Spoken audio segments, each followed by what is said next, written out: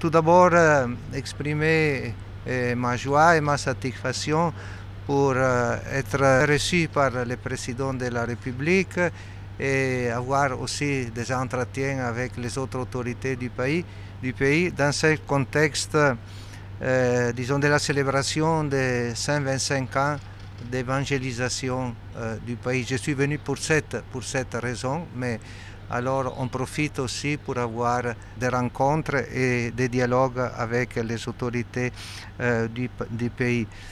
Et j'apportais les salutations du pape François et les meilleurs souhaits pour le Burkina, pour la population et pour le futur de ces pays.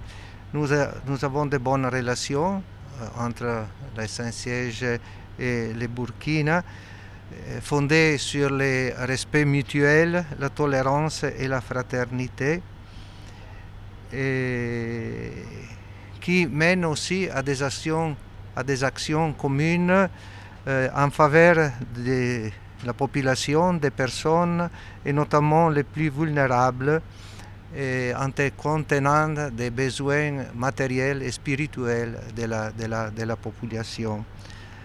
Alors on a parlé beaucoup de la paix et de la lutte contre le terrorisme, de la volonté du gouvernement de reprendre, disons, le contrôle du territoire et d'assurer des conditions de paix et de développement de la population. Et il me semblait très important, disons, mettre ensemble d'un côté l'action militaire, mais de l'autre côté l'action de développement, parce que c'est important que les gens puissent jouir de ces droits fondamentaux à l'alimentation, à l'éducation, à la santé et à tout ce qui rend la vie possible et une vie digne pour la population. L'Église universelle, le Saint-Siège, agit surtout à travers l'Église locale.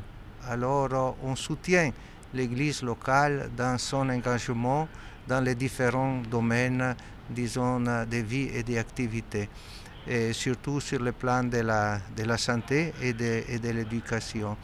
Et le Saint-Siège, au niveau de la diplomatie, essaie de créer des conditions qui permettent le dialogue et la confiance mutuelle entre les nations et entre les personnes, parce qu'on vit dans ce monde-ci une situation très polarisée. C'est ce qui nous préoccupe beaucoup, c'est cette polarisation qui existe dans le monde.